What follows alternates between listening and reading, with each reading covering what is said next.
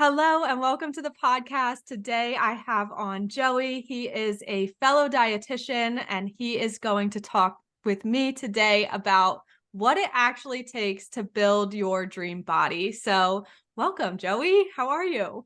Hey, Kat. Doing well. Excited to be on here. And I think you said sometime earlier that I'm your first guest so far on the podcast. So I'm excited for that. And you were a guest on my podcast too, not that long ago, and you killed it. So I'm hoping that I'll be able to return the favor here.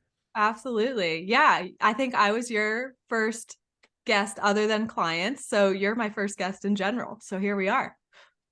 Yeah, super exciting. I'm excited. It'll be a good one. For sure. Yeah. So talk to me a little bit about what you do as a dietitian. Who are you working with? What are the goals of the clients that you have? Yeah, so I'm a registered dietitian, like Kat said, and I've been doing online nutrition and fitness coaching since like 2017 was when I took on my first client. And I really only had like a handful of clients from like 2017 up to the beginning of 2021, just kind of doing it part time as I was going through school and my internship. Um, but since then, I've just been really focusing on the business and it's been going really well. And I work with mostly women and women who want to really break free from the dieting cycle. They want to change their body composition, lose weight, and make this be like the last time they actually have to lose the weight. Because a lot of the women I've worked with have lost weight over and over and over, but they've gained it back because they've done it through unsustainable methods. So, work with women who they want to lose weight, get more toned, feel more confident in their workouts in the gym, and do it in a way that they can maintain it for life. So yeah, and the company or my company is called I Thrive Nutrition and Fitness as well. So Awesome. Yeah, yeah. So your clients are always crushing it. I see, a big thing that you do is work with people, like you said, with body composition and, getting lean or toned, those keywords that come up a lot in client conversation. So that's what I wanted to kind of dive in with you today is how and what it actually takes to build that dream body. So when clients are coming to you, what do you feel like is one of the biggest misconceptions when it comes to fat loss and building muscle and getting, like, let's say, quote unquote, lean? yeah, how much time do we have? No, I'm I just kidding. know, right? That's a big, big question. We'll just jump right in, and I think the whole conversation is going to flow from here. Yeah, so I think one big thing that one big issue that I see a lot of women struggle with is nutrition wise is just the tendency to undereat for their goals. So, like when clients come to me, the first thing I have them do the first week is just to track their usual intake. So we get an idea of kind of what they're currently eating. And probably 9 times out of 10, or almost 90 times out of 100, like they're under eating for the goals that they have because they see all these like my fitness pal recommendations when they log in and they tell them, hey, eat 1,200 calories a day to lose weight, so they think Right. that's the answer when we know that that is way too little for nearly everybody.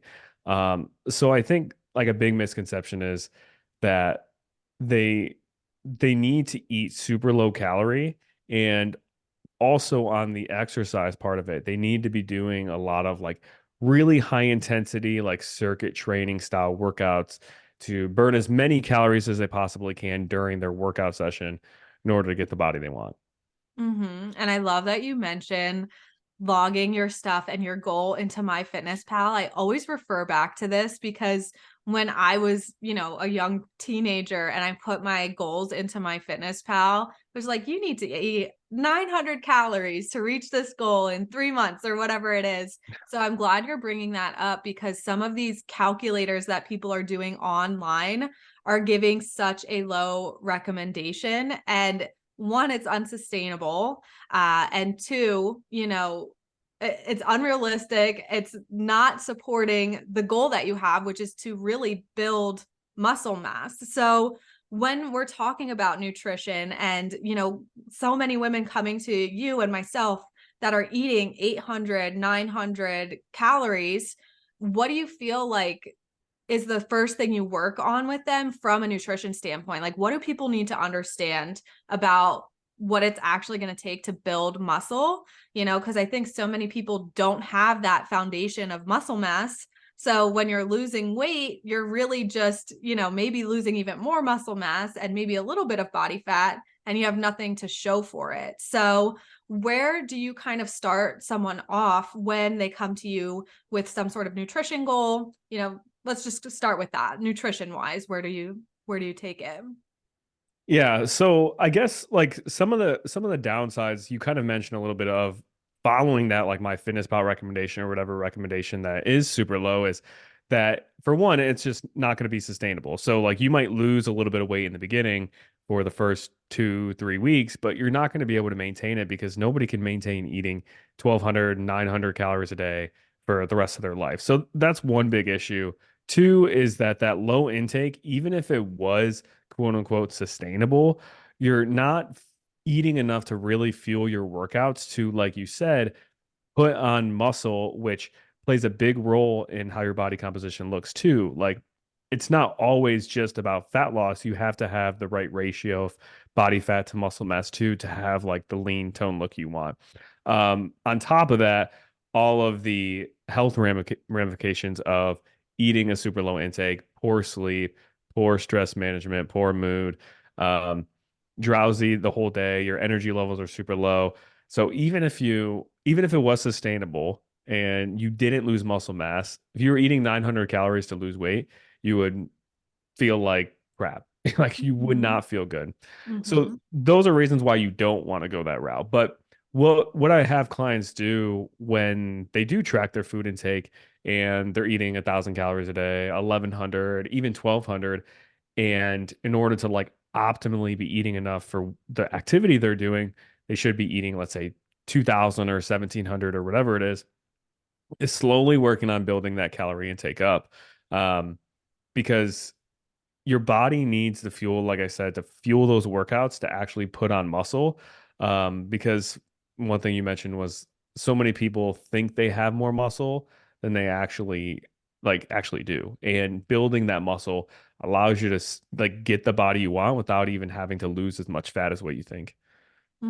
Yeah. And I think, it takes that mindset shift and realization of like, okay, we need to eat to build that lean body mass, that muscle mass.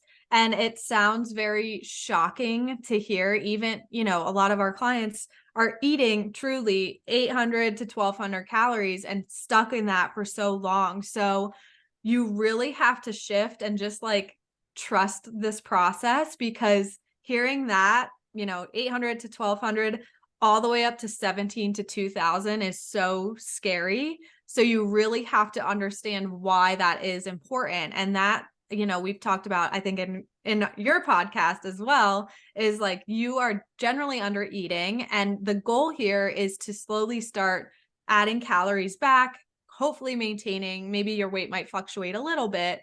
I've actually had clients, I don't know if you have, like while they're in this reverse dieting phase, adding more calories back slowly. Have you seen people lose weight during that process? Yeah, so great question. And I think a lot of people, like you said, a lot of women especially get really scared when they hear this, like, hey, we're gonna go into this phase and build your calories up. Because they're like, oh, well, I don't want to build too much muscle, or I don't want to get too bulky, or I don't want to gain weight.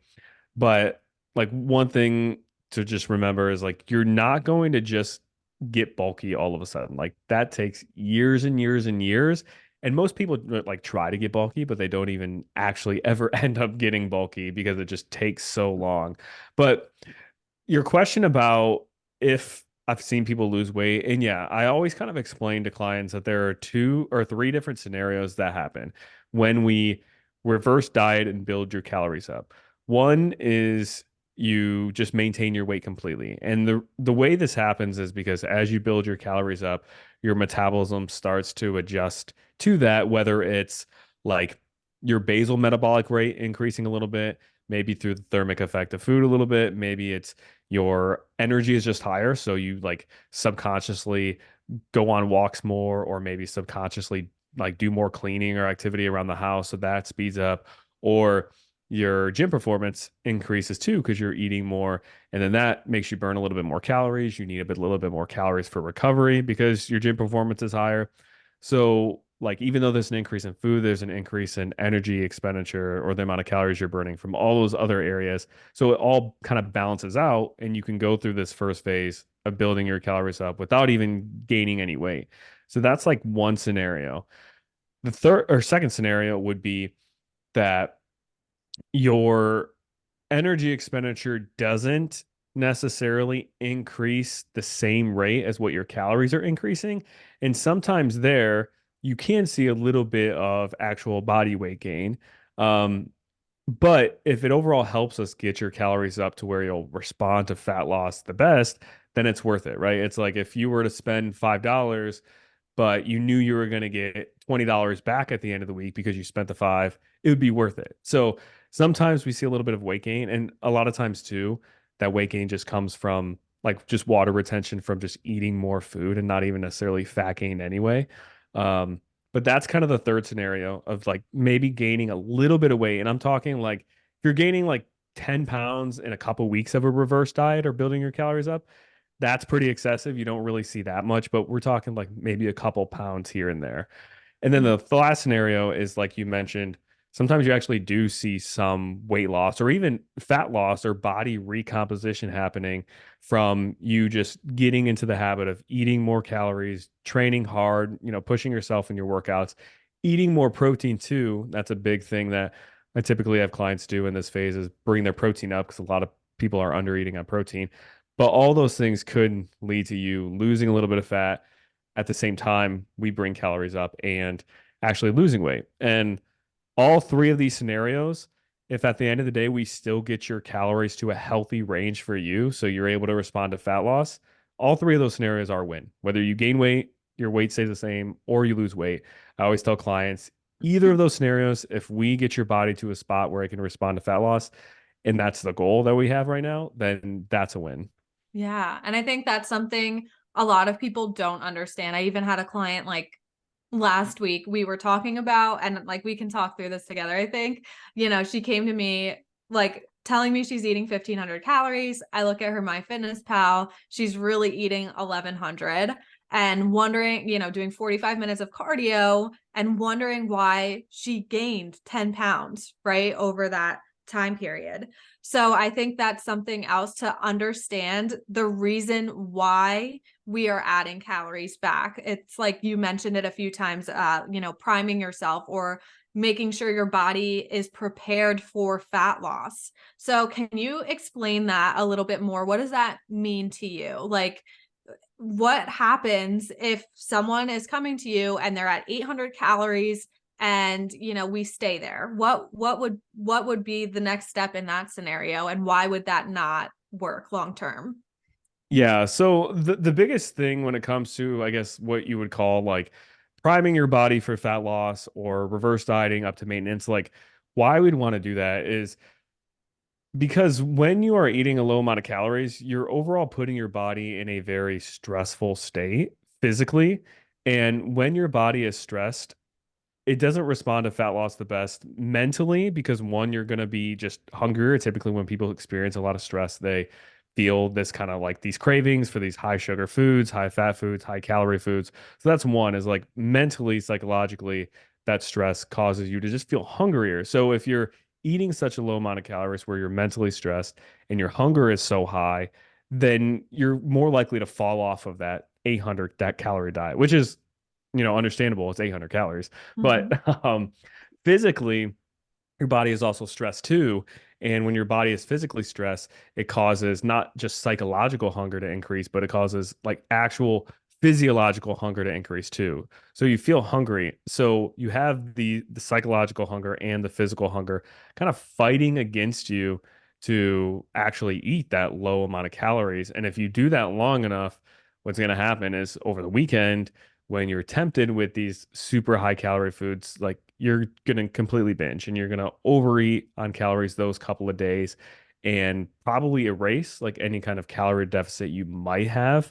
Um, you know, put yourself in previously the previous 5 days of the week and then that puts you in a scenario where you're trying really hard 5 days out of the week, eating the super low calorie amount, but because you're overdoing it, way overdoing on the weekends because you restricted so hard, you're actually undoing all of it. So you're trying hard 5 out of the 7 days, but you're actually ending up with no net benefit or net result at the end of it. So when we bring your calories up and we get your body eating enough, it gets you out of that physically stressed state and mentally stressed state to where now your body's actually also burning the amount of calories that it should be burning, and it hasn't slowed down at all from that low intake that you're eating. And you're actually able to lose fat eating more calories than what you would have been able to lose if you were to just jump straight into a fat loss phase from the get-go. Yeah, I love all of that. And I think that's something so many people are stuck on, that scary thought of, oh my God, I'm only eating 800 calories, so I have to go lower and I have to like, or stay here and increase my cardio. And you're doing more harm than good by creating a more stressed environment. And I always say, like, really, the last thing your body wants to do when you're stressed is lose weight or lose body fat or whatever it is. Sometimes it can increase your weight. And then, like you said too, a lot of the times we're doing really great and we're hitting that. And, 5 days out of the week, but then the binging happens on the weekend, the emotional eating because you are hungry, because your body needs it. And there's nothing like, I don't want to say wrong with you necessarily because your body is truly just hungry. So increasing those calories up to a more realistic range is going to do you far more good, and then I think too, what other people get stuck on, I think not just my clients maybe, but probably yours, is tracking on the days, like the weekdays and then the weekends. So what advice do you have from a nutrition standpoint? And do you have a lot of people track with MyFitnessPal, or where do you have clients kind of checking in with their nutrition? Yeah, so most of my clients they do track on MyFitnessPal, and we implement strategies if they're going out to dinner on a weekend or they have celebration or they're going on a vacation where maybe they step away from tracking for a day or step away from tracking for a meal or whatever it is. But like on a daily, routinely basis, they do track their food because that allows us to make sure we're eating enough. And that's like the big thing when it comes to tracking. I think there's just like misconception tracking is bad and tracking is automatically associated with restriction. But I want clients to track because it allows us to be more precise when we go into a fat loss phase without overdoing it and going like too short in calories. Because if you're not tracking and you're like, hey, scientifically, I know I have to be in a calorie deficit to lose weight, but I don't know how many calories I'm actually eating. I'm going to try to eat the lowest amount possible to make 110% sure I'm in a calorie deficit. And that often leads to people way underdoing their calories because they want to make sure that they are in the deficit that they want. But when you're tracking your calories, you can be more precise to where like you can actually eat a little bit more, stay within that fat loss calorie range, and know with 100% certainty, like as long as you're tracking things, that you are in that range. So it prevents these extremes of like really restricting your calories and then these extremes of like doing that for too long and then binging afterwards.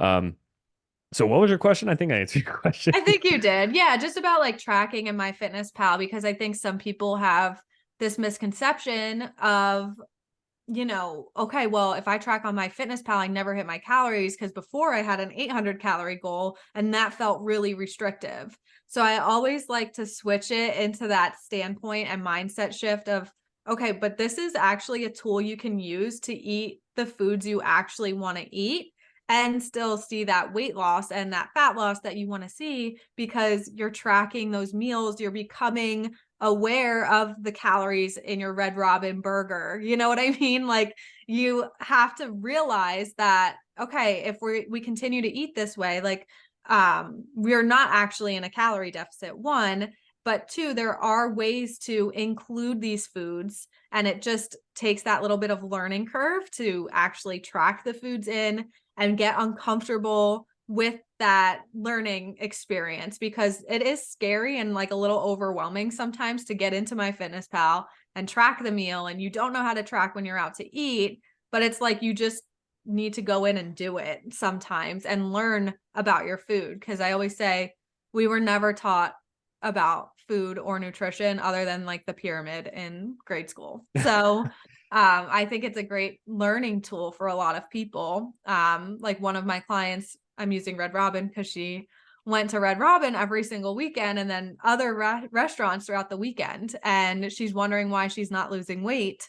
So I had her track her Red Robin meal and it was like 1,200 calories for one meal when her calorie range is like 1,600. So, it's very easy to say no to tracking, but you have to switch your mindset to it's allowing you to eat these foods in a more flexible way so you don't feel restricted because it's no longer the 800 calorie goal that you're used to seeing when you log into MyFitnessPal and put in your goal weight. We're giving you realistic goals too. So I think that's something that it's a little scary to go in and feels a little restrictive at first for tracking.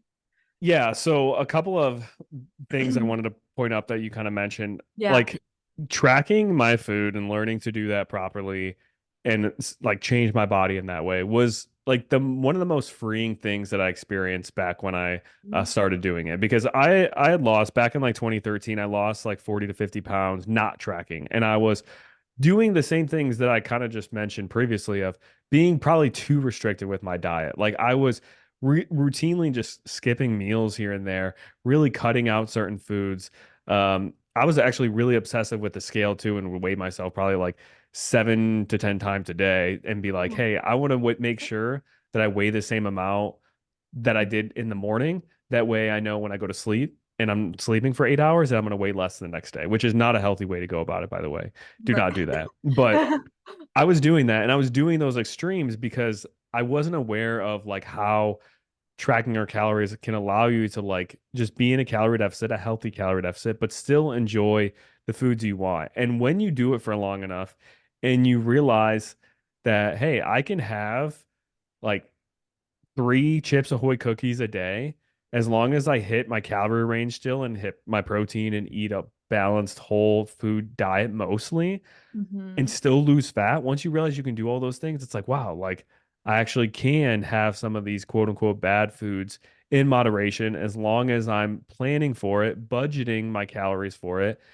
And that's like so freeing because then you don't have these, you're not scared of certain foods. And Mhm. then the point you mentioned too was, um, like you're just more, you become more aware and you learn so much about food of, oh, if I'm going to go to Red Robin and get this burger, I know it's going to be 1,200 calories. So maybe instead of eating the whole thing, maybe I'll just have half of my meal and have 600 calories worth. And I can easily fit that in my day's worth of calories and still see progress, or at least maintain my progress while doing that. Mhm. So it's, it feels like a restrictive thing, but it's like you have a little bit more, I wouldn't even call it restriction, more detail you're paying attention to allow you to have more freedom and flexibility overall. Like you can either sacrifice your food choices or sacrifice the 5 minutes it takes to like log your food in MyFitnessPal. And for me, I'd rather sacrifice the 5 minutes it takes to log my food versus the Mhm. food choices. And then just the last point, just to reiterate, I've had clients who have told me that I've tried tracking calories or tracking my macros before and it just didn't work. I'm like, oh, like what were the goals you were aiming for? And they're like, well, I was aiming for 1,100 calories a day. And I'm like, well, that's why it didn't work. That's why it felt so restrictive. Mhm. It wasn't because you were tracking. That's not what made it restrictive. It was because you were trying to eat such a low amount. But when you actually have a reasonable calorie goal like 2,000 or 1,700, whatever, is best for your body, like it actually doesn't feel as restrictive as what, so many people think it feels like. Yeah. Oh, I love that. I think we coach the same way in that aspect of like, all right, well, and that's like such a sticking point of like, I don't want to track because it didn't work before. Okay, no, it's just your goal was very unrealistic. And then you felt like you were failing, and then you started the whole self-sabotaging loop again. So I think that's, if you're listening to this, try tracking again, like give it an open try again and see one where your calories are currently falling. Are you in that 800 calorie range, or are you in the 3,000 calorie range? And then you know the next step to go to with your nutrition. But I'm sure you do this too, like challenge my clients to eat the craving foods almost daily. Add it in as a snack and challenge your mindset as to why you think that food is bad. So my one client like loves Oreo cookies, which who does not? But my thing with that is, all right, log in your 2 or 3 Oreo cookies, pair that with a healthier option where you're getting some protein or fiber or some sort of healthy fat to balance it out, and then move on with your day. There's nothing like what is bad about that. And I think no one stops to ask that question too of like,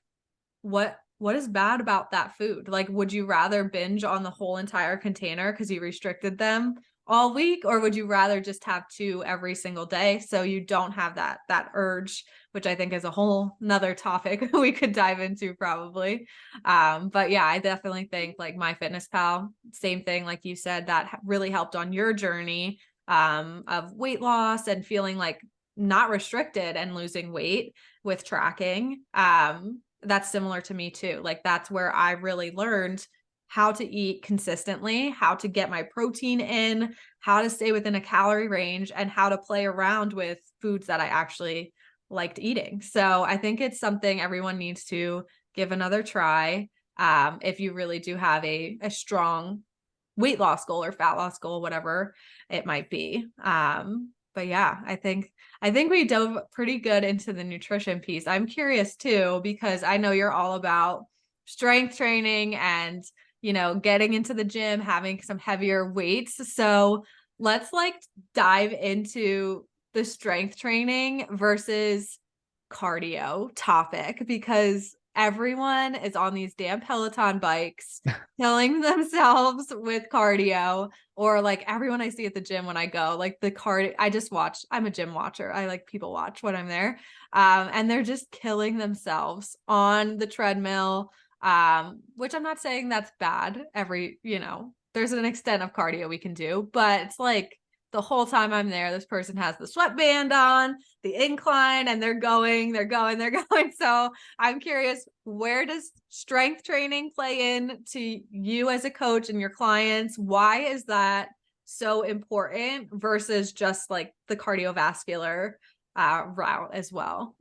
Yeah, so great question, and I'm excited to dive into this too. So with my clients, the goals that I give them are focused mainly on um okay, we're gonna have some kind of like resistance training base like per week of like a routine we're doing, and then we're gonna have some kind of step goal. And any cardio that we add on top of that is typically there for like just pure enjoyment, or if we do feel like maybe it would benefit their health in some way of like adding it in, but most of the time it's just pure enjoyment. Most clients I actually don't really ever like assign structured cardio to ever. We're like, hey, we're gonna go on the elliptical for 20 minutes because the strength training is going to cover 2 aspects of changing your body. It's going to cover the muscle building side of things, and then it's also going to cover the fat loss side of things by, burning a little bit of extra calories when you're lifting weights. Like it's not a ton. Same thing with cardio. It's really not a ton, but it is some. So it kind of covers both of those factors of helps you like build up the muscle underneath, and then it helps you lose some of the fat, assuming you're in a calorie deficit on that end. Cardio only really helps when it comes to like body composition and changing the way your body looks. It only focuses on one side of that variable, which is the calories burned. Like you're not going to build any, well, you might build a little bit if you're like completely somebody who has never worked out before. You might or build a little bit of muscle with cardio initially, but that's going to die off really quickly. So we can like make our routine focused on lifting 4 times a week and actually hit both of those variables that help improve body composition, or only do cardio 4 times a week, which only focuses on one. So Mhm, you're getting a more bang for your buck by doing the lifting. mhm, Not to mention like the benefits of lifting on um, bone density, the benefits of having muscle for better blood glucose control. Also, it just like the I hate using the term functional, but the functionality of just being stronger and being able to like carry heavier things like your kids or carry groceries in with, Mm. 1 or 2 trips versus 3 or 4 because you're stronger and things like that. Um, but body composition wise, lifting focuses on two of those variables instead of just one. So you want to Mhm. have most of your training that's programmed or your workouts each week be lifting based. And there's another rabbit hole I can go into regarding the lifting. Go for it. Do You it. want me to just dive in right now? Go ahead. Yeah. Go into. So, a big issue a lot of people have with lifting too is they think just because they're using weights that they are like resistance training the right way. But you Yes. can you can use quote unquote weights Mhm. and either one use way too light of weights, do 4 sets of 15 for every exercise and feel a little bit of a burn, work up a little bit of a sweat, use short rest periods, and you can call it lifting because you're using weights, but it's basically cardio with a little bit of resistance versus actually taking like a 2 minute rest period, probably like a minute and a half minimum, probably closer to 2 minutes for like heavier lifts or compound lifts, but having at least a minute and a half rest between sets, taking each set really close to failure. You don't necessarily have to go to absolute failure, but getting actually close to failure. And adequate rest while maybe just doing 2 to 3 sets for a lot of exercises versus like 4 to 5 sets. That's like the type of lifting that's going to really change your body is those longer rest periods, probably not as many sets as you think, probably pushing yourself harder than what you think. Then the other aspect, like I said, the lighter weights, shorter rest periods, it's not getting that same physical adaptation as the other side of it. Hmm. Yeah, and I think a lot of people are going to the gym or they're working out, but they're not training. Like you're not taking the time, like people are on their phones doing like leg extension. You're like, that is not a workout. That is like you need to get into that routine and understand, slowing the movement down and like doing these same workouts are so important too because so many women are like, or at least my clients, they're always like, when are you changing my protocol? I'm like, you haven't been doing this for 2 weeks. I'm not changing your protocol for a long time. Like I think getting out of the mindset too of like, I need to change my workout every single day for muscle confusion. Like, what are your thoughts on that? Like, I'm sure you have thoughts. So, Yeah. what do Yeah, you for think about sure. that? That's a big issue too. And I get that sometimes too of clients wondering like we're like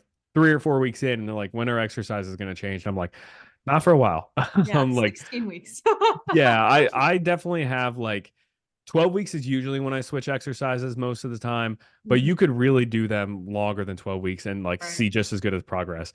Mhm. If not maybe even better than switching them up every 12 weeks. But Mhm. like the reason why people switch them up so much is because when you like work the muscle in a slightly different angle in a slightly different way, you're going to hit the muscle from like some different muscle fibers of the muscle that you might not have hit before. And that causes this like extra soreness because you're hitting it in a slightly different way. And people mistake this like crazy soreness or this crazy burn the next day where they can't sit down on the toilet without like holding on to something on the side. Right. They think like after leg day, they think that's like what they need to see progress. But really like that soreness isn't necessarily indicative of like actually seeing progress, building muscle in your body changing. Like I rarely get sore after my workouts now. Mhm. I get a little bit sore like the next day, but it's usually gone within 24 hours and at least 48 hours is usually gone. Because if your body is always so sore all the time, you're not recovering from those workouts, which means your body actually isn't adapting. It's just like has all the soreness and it's recovering enough to like maintain the level of muscle you have, but you want to build more muscle. Like if you're going to the gym, you want to continuously like build a little bit more than what you have. So I think that's why people want to switch up exercises so much is because it produces this like extra soreness, but that extra soreness people think it means that they had a really good workout or that their body's changing when it actually doesn't.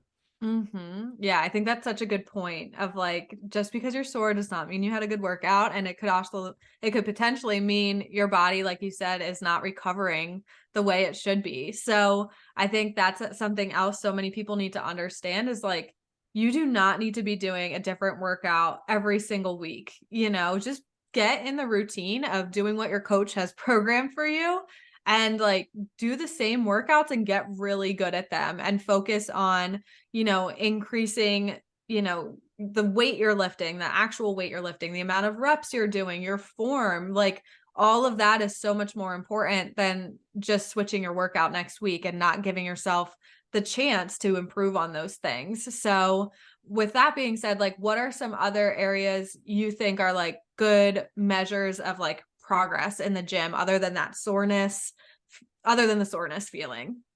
Yeah. So obviously, like a longer term one is like how your body is changing in the mirror as far as, how it looks, progress pictures. Like if your goal is to build muscle, then you should see like some kind of change in those areas if you probably are actually building muscle and progressing. So like the visual aspect of it, which is a little bit more long term, like if you're a beginner, it's probably going to take probably 4 weeks at least to like see some type of change in the mirror and pictures.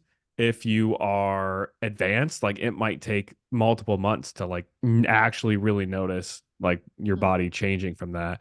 A more short term kind of measurement of progress is just, are you able to slowly increase weight or reps in the gym?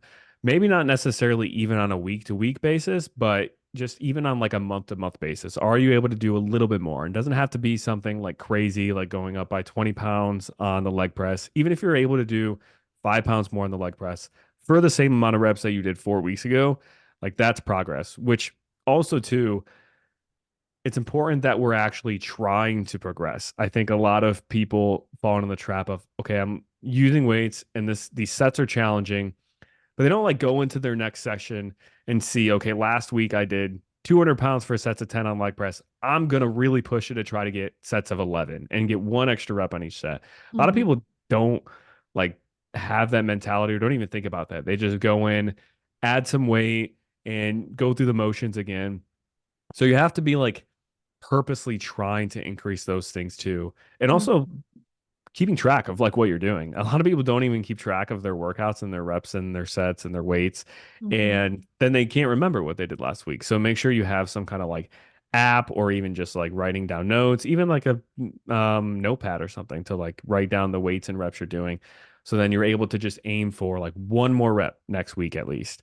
Or maybe it's like you add 2.5 pounds onto each side. So like the smallest increment of weight you can increase and do that. Because if you increase by, let's say, even like 2.5 pounds a month on an exercise and you do that for 12 months straight, that's what 2.5 times 12 is probably Oh like God, don't ask 30, me to like math. 30. I think it's 30.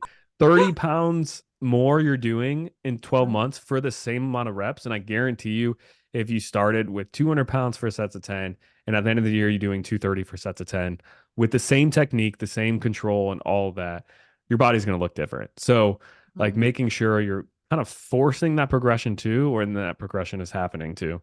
Yeah, I love that. Like be intentional with what you're doing at the gym, and then you won't be bored when you're trying to beat your last week of being like, "Oh my God, I want to hit this number. Like this is a goal that I want to have for myself, like 230 on a leg press."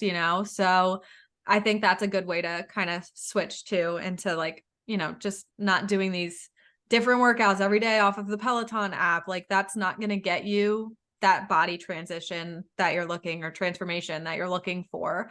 It's going to be the same movements being really repetitive. And like, if you follow Joey on Instagram, like he's posting the same workouts that he's doing every single, like your deadlifts, your chest press, like those are going to be key movements in any program, or they should be. So those are like, I think probably you and my workouts very rarely change. I have the same types of movements. I change around accessory movements, if anything.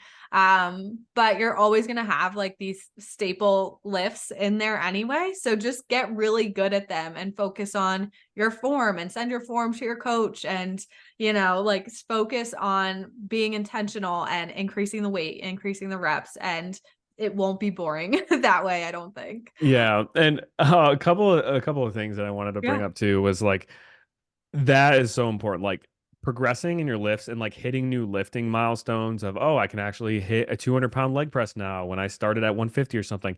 That is exciting. And that takes the place of like the quote unquote fun you're kind of looking for when you're trying to switch exercises up so much. So a lot of reasons why people want to switch exercises because they're not intentionally trying to progress and they get Mm-hmm. bored of doing 150 pounds on the leg press for my fourth week in a row, and that's Right. because you're not like intentionally trying to increase. Right. So that's one thing. And another thing too is I think another reason why people think they need to switch up exercises so often is a lot to do with how the personal training scene is in person. And I've never been an in-person personal trainer, so I'll be transparent with that. But I've heard other trainers talk about how like if they're a trainer in like a big box gym, big popular gym, sometimes like from the gym, they're encouraged to like put clients through workouts that like really beat them up Mm-hmm. because then they feel this like crazy soreness and then they're Mm-hmm. going to want to come back. Mm-hmm. And same thing goes for a lot of these like group fitness classes and things too. Like they want you to keep coming back because a lot of times people are just paying on like a class by class basis. Mm-hmm. And the most short-term way to get somebody to feel accomplished is to make them tired, make them really sore, and that way they feel like they did something.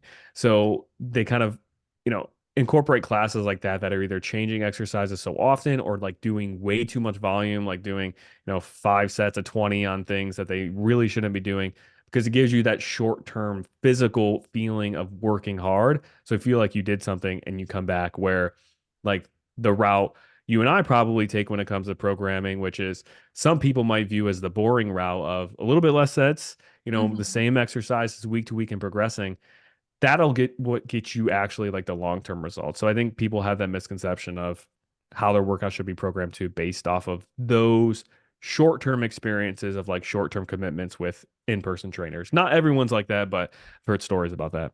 Oh my God, yeah, definitely. And I think that's what people are looking for a lot of the time. So it's a good we're talking about this to understand why that's not always the best. And a lot of my clients are going to large group classes or Orange Theory or whatever it is, and they all have a time and place. Like, yes, it's maybe fun for you to go and do something different, but you also have to have that like foundation of strength training, being very intentional with it if you really want to change your body. Because starting from the beginning, like we want to be eating enough to build. We want to be focusing on strength training and being able to put our food towards building muscle.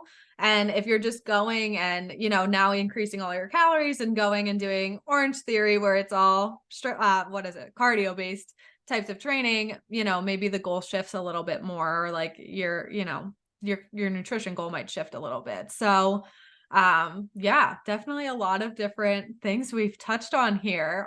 I've loved the conversation so far. Yeah, it's been um, awesome. but yeah, from my fitness pal and then, strength training, all of the things.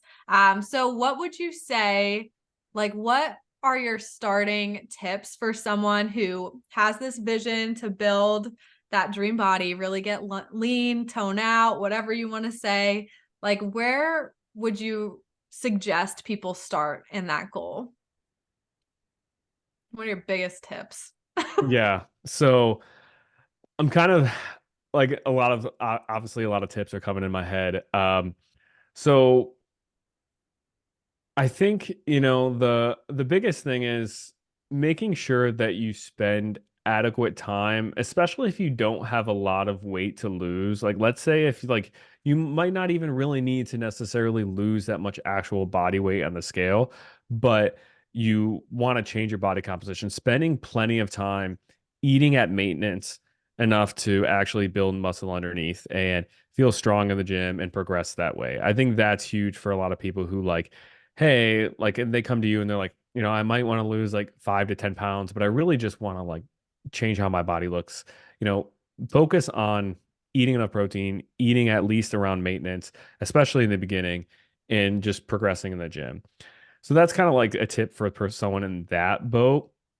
Mm-hmm. For a tip for somebody who has maybe more weight to lose, like a practical strategical tip, let's say if you have to lose 30 pounds, really taking the time to do what we kind of talked about in the beginning of tracking your food, seeing where you're at, seeing what your current habits are like, and at least spending a few weeks building your calories up to what your maintenance level should be before thinking about going into an intentional fat loss phase, because you want to build the habits you need to succeed in the fat loss phase before you even go into it. So eating a proper amount of protein, eating a consistent calorie intake, sleeping well, being consistent with your workout routine. You want to get really routine and get those habits down before you add on the challenge of like being in a fat loss phase. In order to do that, you want to build your calories up at the same way. And then also, like we talked about, get your metabolism to a spot where it just responds to fat loss so much better. So that's kind of like a second strategical tip, I guess. Mhm. Um, I guess, did you ask for three or did you just say like any tips? I had it as three, but whatever. If you feel like two was good, if you have a third one to throw in, you're more than welcome. But if you So those were both good in my eyes. But yeah, yeah. what else So is I have a third one. And this one I guess is like a strategical tip, but it's also like a mindset tip too, which is, and I think it's a misconception that people have is if you're in a fat loss phase, like let's say you're working with a coach and you've built your calories up, got your body to a place where it would respond to fat loss best, and let's say your maintenance calorie range you built up to was 2000, and let's say you're bringing calories down to 1600 to lose body fat. So you're bringing them down by 400. So 1600 is now your fat loss calorie number. I usually use ranges with clients, not like specific numbers, but let's just say 1600. I think a big misconception people have is if they eat more than 1600, then they either are going to lose fat and go backwards or they're going to not lose any fat at all. But if your maintenance calories are 2000 and anything below 2000, even if it's above 1600, will probably yield some type of fat loss. So if you go over your calorie goal by 200 and eat 1800 instead of 1600, you still maybe lost a little bit of fat that day, even though you went over your range. And I think a lot of clients or a lot of people don't realize that in the beginning and think, oh, I went over my calorie range. Like I was supposed to hit 1600, I ate 1800. So now I'm gaining fat back. I'm going backwards. But that's not the case. Like you're still burning probably 2000. So maybe instead of a 400 calorie deficit that day, you're at a 200 calorie deficit instead. Mhm. And maybe you ate 2000 calories instead of 1600. And there you're just at calorie maintenance. You didn't even go backwards. And I think Mhm. clients think, oh, well, I went over my calorie goal by 400. So that means like I overate my maintenance by 400, but you didn't. Like you ate right at maintenance. So, what I really encourage clients to do, especially when they're in fat loss phases or they're in situations where they're more tempted to overeat, or maybe they do eat a couple hundred calories more, like at least try to stick to that maintenance number that we established before we went into the fat loss phase. Because if you at least do that, maybe your weight loss and fat loss will take longer. Like if 2 or 3 times a week you're hitting your maintenance calories instead of your fat loss range, like it's going to make your fat loss slower, but you're at least not going backwards. And it's just taking a little bit longer. But that's not a bad thing. Like, Mhm. who cares if you lose, the 10 pounds you want to lose in 5 months versus like 2 months? Like it really doesn't make much of a difference in the grand scheme of your life, Mhm. if it takes you a little bit longer. Mhm. But I think realizing that and realize there's a big wide range of you to be able to lose fat or maintain your results versus like a set number, it allows people not to freak out if they go over that set number of their fat loss range and not end up sabotaging themselves, because I think that's one of the biggest problems people have.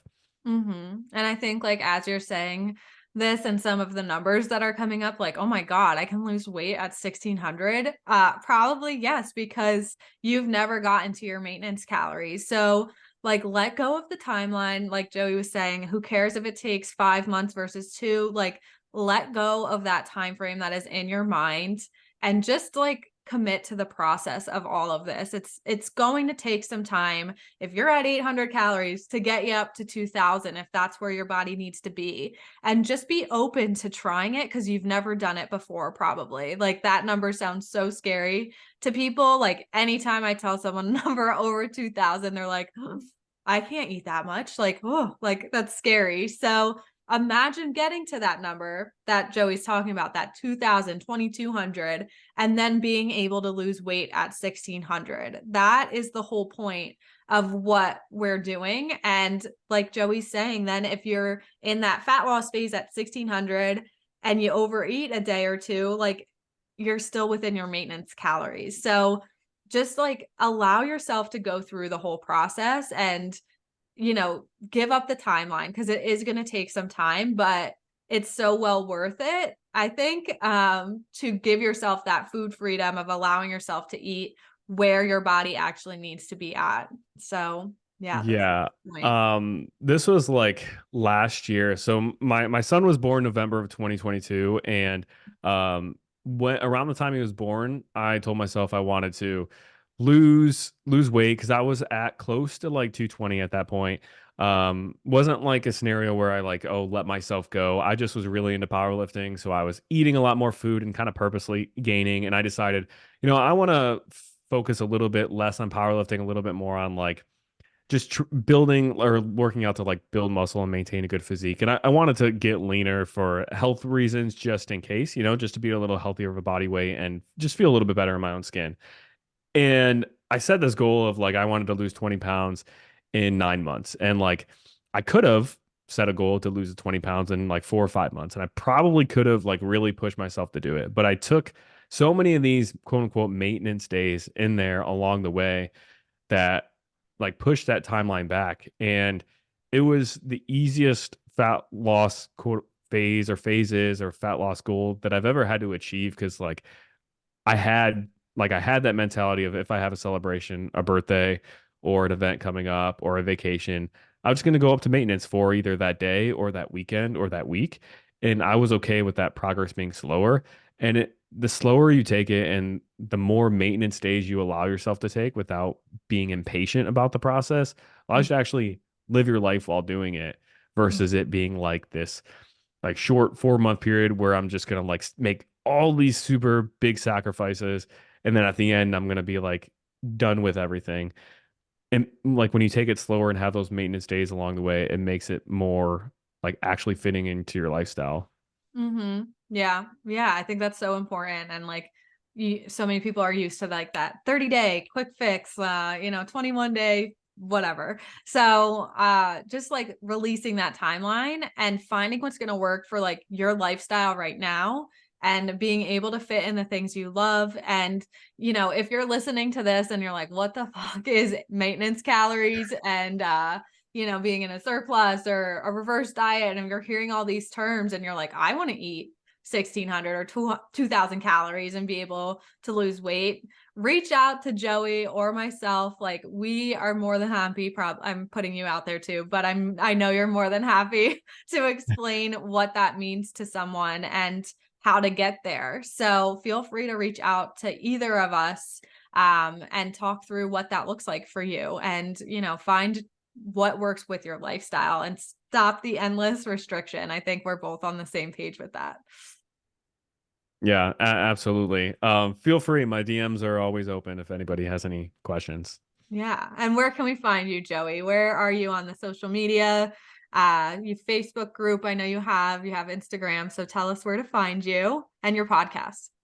Yeah, so my Instagram is Joey the Dietitian at Joey the Dietitian.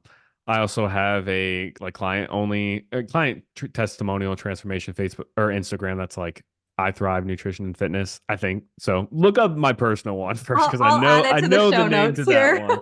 one. And then I also have like you can look me up on my personal Facebook, which is just Joey Gast. I have a private Facebook group or like a free one for people who want to join. That is Fat Loss Made Simple. So you can look that up too. And if you friend me on Facebook, you can find me. I post about it all the time. And then I have a podcast called Fit Take with Joey Gast. So that's on Apple Podcasts and Spotify. And there's an episode with Kat if you want to jump on and listen to that one. Woohoo. Yes. Awesome. Well, thank you so much. Everyone go give Joey a follow, join his Facebook group. He has so many amazing live trainings in there. I see you posting about all the time. So lots of good information. So go follow along and thank you all for joining and we'll see you on the next episode.